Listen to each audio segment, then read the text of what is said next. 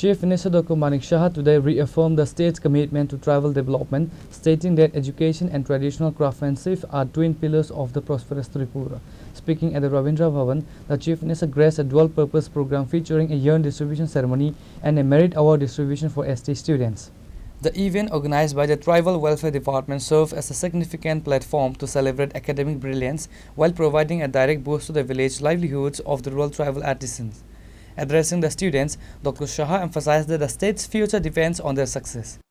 আমাদের সরকারের যে মাননীয় প্রধানমন্ত্রীজি সবসময় বলেন যে সবাইকে নিয়ে আমাদের চলতে হবে আগামী দিন, কাউকে বাদ দিয়ে কোনো অবস্থায় চলা যাবে না।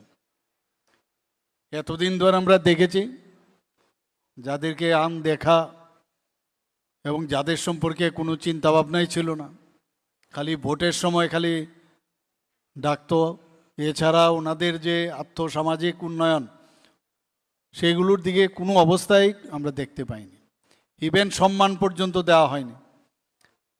কিন্তু মাননীয় প্রধানমন্ত্রীজি বলছেন যে না, সবকা সাথ সবকা বিকাশ, বিশ্বাস আর তার প্রয়াস, সেই দিশায় আমাদের আজকে এখানে ছোট ছোট ছেলে মেয়েরা যখন আসলো এখানে, এদের মধ্যে অনেকে 60% উপরে পেয়েছে, অনেকে 80% উপরে পেয়েছে, অনেকে আবার প্রথম 10 জনের মধ্যে স্থান নিয়েছে এবং বিভিন্ন স্তরের বিভিন্ন যারা স্টুডেন্টরা আছেন তাদেরকে আর্থিকভাবে এই ডিপার্টমেন্ট থেকে সাহায্য দেওয়া হয়েছে।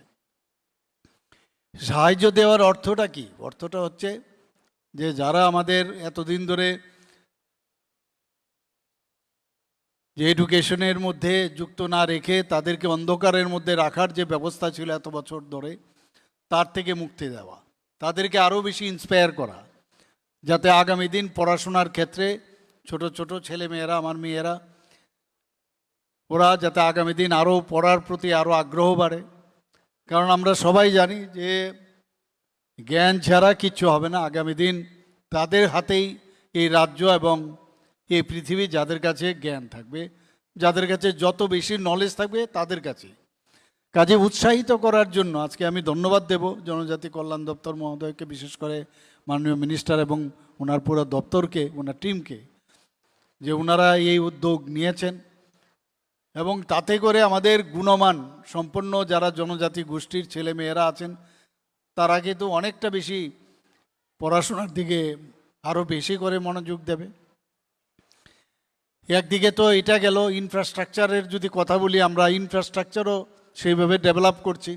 আমার পূর্ববর্তী বক্তা মাননীয় মন্ত্রী ত্রিপুরা সরকারের বিকাশবাবু অলরেডি বলেছেন আমরা কি কি করছি ত্রিপুরাতে জনজাতিদের জন্য।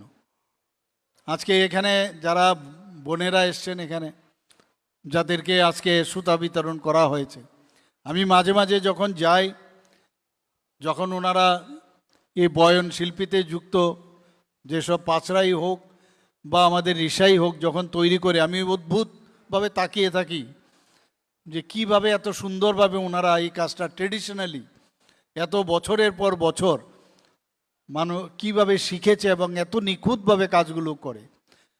আজকে আমাদের জিআই ট্যাগ পেয়েছে এর জন্য আমরা। তো এই যে উন্নয়ন, সেই উন্নয়নের যে দিশা আমাদের ত্রিপুরা সরকার, আমাদের জনজাতি ভাই বোন, তাদেরকে আমরা কিন্তু চেষ্টা করছি তাদেরকে উন্নয়নের দিকে। আমরা ইভেন খেলাধুলার ক্ষেত্রেও আমি দেখেছি আজকাল বহু ফুটবল খেলাই হোক বা অন্য যে কোনো খেলাই হোক। A major highlight of the ceremony was the distribution of merit awards to high-achieving ST students for Sadar and Jiraniya subdivision. Students who excel in their board examinations were presented with certificates and financial incentives. The event saw the presence of Tribal Welfare Minister Vikas Debarma and other officials. Reporter by Pranav from Agartala, Chinikhorang.